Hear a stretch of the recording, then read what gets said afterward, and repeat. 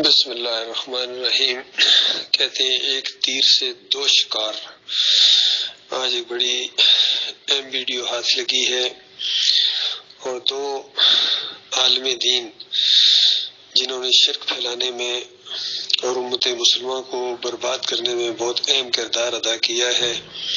اور مسلسل ان کے بیانات سے شرک پھیل رہا ہے اور لوگ گمراہ ہو رہے ہیں، ان دونوں کی نشاندہی کرنے کا مجھے موقع ملا ہے۔ پہلے یہ مفتی رفیع الدین عثمانی، یہ جو پچھلے ہفتے جن کی وفات ہوئی ہے، یہ تقی عثمانی کے بھائی تھے، ان کا پہلے عقیدہ سنیے، اس کے بعد اس کے اوپر جو مرزا علی انجینئر ہے اس نے جو تبصرہ کیا ہے وہ تبصرہ سنیں، اور پھر اس کے بعد انشاءاللہ ان دونوں کے اوپر میں تبصرہ کروں گا تاکہ آپ کو یقین ہو جائے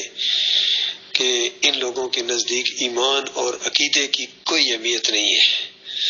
یہ صرف اپنی ڈگڈگی بجا رہے ہیں اور بجاتے رہے ہیں پوری زندگی، اور لوگوں کو گمراہ کرتے رہے ہیں، اور شرک کرنے والوں کو یہ اپنا مومن بھائی سمجھتے ہیں، ان کے لیے دعائیں کرتے ہیں، چاہے اللہ کی کتاب کہتی ہو کہ شرک کرنے والوں کی کبھی بخشش نہیں ہوگا، ان کا جنت میں جانا اتنا ناممکن ہے جتنا سوئی کے ناکے سے اونٹ گزار دینا۔ اور چاہے اللہ تعالیٰ نے اپنے نبی کو بھی منع کیا ہو کہ ما کان للنبی والذین آمنوا ان یستغفروا للمشرکین،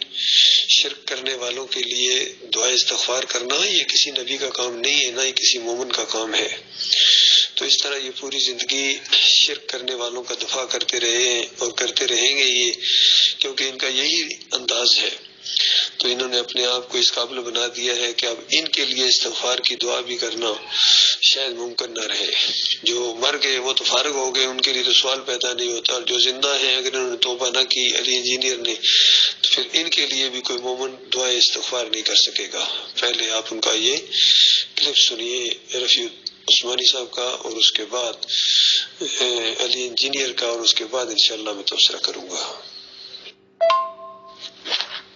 پاکستان میں جو شیعہ ہیں یہ ان کو ہم کافر نہیں کہتے، مسلمان ہیں، ہمارے بھائی ہیں، پاکستان بنانے میں ہمارے ساتھ شریک تھے۔ انہوں نے پورے پاکستان پہ ہمیں دیا تھا، اور جتنے جہاد پاکستان میں بھارت کے خلاف ہوئے، قادیانیوں کو غیر مسلم اقلیت قرار دینے میں سنی اور شیعہ دونوں برابر شریک تھے، اور نمازیں بھی پڑھتے ہیں۔ تو بنا کے اسلام کی اس کوشش میں رہتے ہیں کہ شیعہ سنی فسادات ہو جائیں۔ ضیاءاللہ صاحب کے زمانے میں اسلام کا کام بڑی تیزی سے بڑا اچھا شروع کیا، لیکن انہوں نے شیعہ سنی جھگڑے شروع کر دیے، اس میں غیر مسلم ممالک بھی شریک ہو گئے، اور انہوں نے پورے ملک میں فسادات پھیلا دیے، شیعہ سنی فسادات ہو گئے۔ اس سے بچیں، مسلمانوں میں خون ڈالنا حرام ہے اور مسلمانوں میں لڑائی کرنا سخت گناہ ہے، اس سے بچنے کا اہتمام کریں۔ یہ آپ نے اپنے کانوں سے سنا ہے مفتی رفیع الدین، یہ مفتی ہیں، پوری زندگی قرآن کے ترجمے کرتے رہے، تفسیریں لکھتے رہے، اور ان کو ایمان اور شرک میں کوئی پہچان ہی نہیں ہے۔ یا علی مدد پکارنے والے، گھوڑے کے پجاری، 10 محرم کو غیر اللہ کی سبیلیں کھانے اور کھلانے والے، صحابہ کو گالیاں دینے والے، ابو بکر صدیق کے دشمن، عمر بن خطاب کے دشمن، یہ سارے ان کے بھائی ہیں، اور انہی کا دفاع کرتے رہے، کیونکہ پاکستان بنانے میں ان کا بڑا ہاتھ تھا۔ دیکھیے پاکستان بنانے کی اہمیت ہے، لیکن اللہ کے دین اسلام کی ان کے نزدیک کوئی اہمیت نہیں ہے، تو اس طرح انہوں نے دین کو بگاڑا ہے۔ ابھی اس کے اوپر ذرا علی انجینئر کا تبصرہ سنیے۔ مفتی تقی عثمانی صاحب حفظہ اللہ تعالی کے بڑے بھائی بھی فوت ہوئے ہیں، مفتی رفیع عثمانی صاحب رحمہ اللہ تعالی۔ اللہ تعالیٰ ان کی غلطیوں سے بھی درگزر فرمائے، انہیں نیک کاموں کا اجر عطا فرمائے، اور ان کے لواحقین کو صبر اور اس صبر پر اجر عظیم عطا فرمائے، آمین۔ میں مفتی رفیع عثمانی صاحب کو اتنا زیادہ تو جانتا نہیں ہوں، میں نے ان کی کتابیں بھی نہیں پڑھی، چونکہ مفتی تقی عثمانی صاحب ایک ڈومیننٹ پرسنالٹی ہوئے ہیں، اس وجہ سے ان کے جو بڑے بھائی تھے ان کی شخصیت اس طرح عوامی سطح کے اوپر زیادہ نمایاں نہیں ہو سکی، لیکن یہ حقیقت بات ہے کہ اتحاد امت کے حوالے سے ان کا جو کانسیپٹ ہے وہ بڑا کلیئر تھا۔ ان کی چند ایک ویڈیوز میں نے چھوٹے چھوٹے کلپس آج نہیں، آج سے تقریباً 2-3 سال پہلے دیکھے تھے، جس میں وہ اتحاد امت کے اوپر بات کر رہے تھے،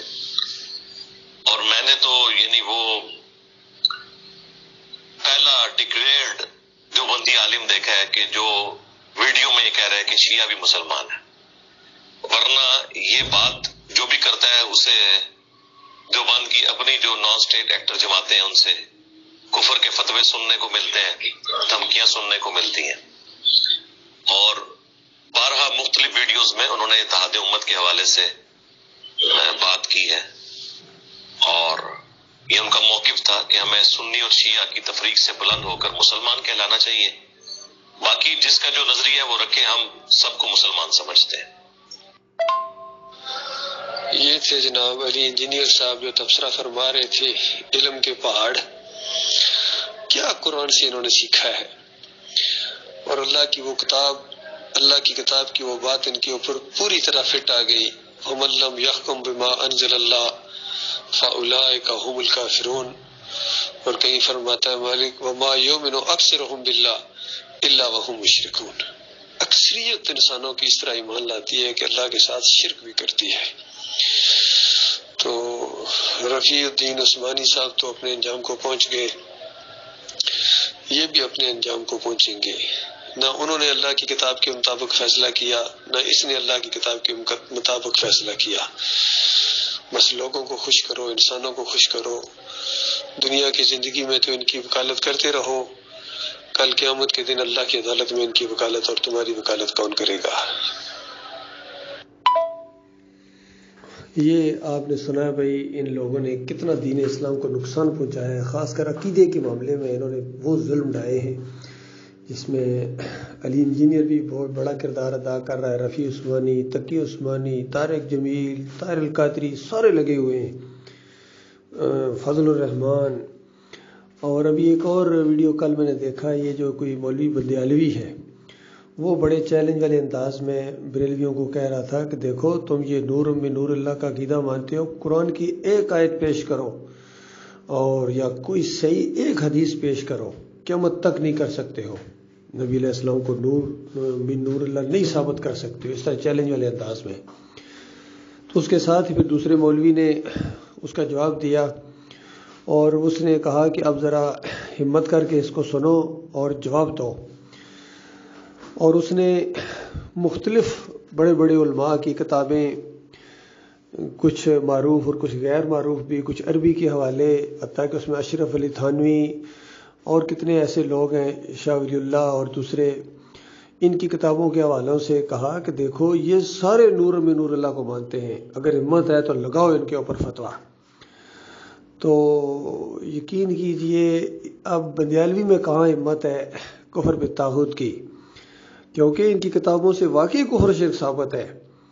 جتنے یہ شرکی عقیدے ہیں، چاہے یہ غیر اللہ کی پکاریں ہوں، نظر نیازیں ہوں، اور وحدت الوجود ہو، وحدت الشہود ہو، ان سب کی کتابوں میں لکھا ہوا ہے۔ محی الدین چشتی ہو، علی حجویری ہو، کشف المحجوب والا، انفاس العارفین والے، شاہ ولی اللہ ہوں، حجت اللہ البالغہ والے، عبد القادر جیلانی اور مجدد الفسانی، سب کی کتابوں کے اندر یہ شرک موجود ہے، اور ان کے اوپر فتویٰ لگانے کے لیے جرأت چاہیے، اور وہ جرأت ایک عالم دین کے اندر دیکھی گئی ہے، ان کا نام ہے ڈاکٹر مسعود الدین عثمانی رحمۃ اللہ علیہ۔ انہوں نے یہ ہمت کی ہے، انہوں نے فتویٰ لگایا، ٹھوک بجا کے لگایا ہے۔ اور میں نے ان کی ایک کیسٹ سنی، اس میں کسی نے سوال کیا کہ میں نے سنا ہے کہ آپ نے عبد القادر جیلانی کو اور علی حجویری کو اور محی الدین چشتی کو مشرک کہا ہے۔ تو ڈاکٹر صاحب نے جواب دیا، میں نے لکھ دیا ہے، یہ صرف کہا نہیں ہے، میں نے لکھ دیا ہے، یہ ثابت ہے، کوئی انکار کرنے کی ہمت نہیں کر سکتا۔ تو یہ بندیالوی کیا فتویٰ لگائے گا؟ یہ فتویٰ لگانے کی جرأت کی ہے ڈاکٹر مسعود الدین عثمانی رحمۃ اللہ علیہ نے،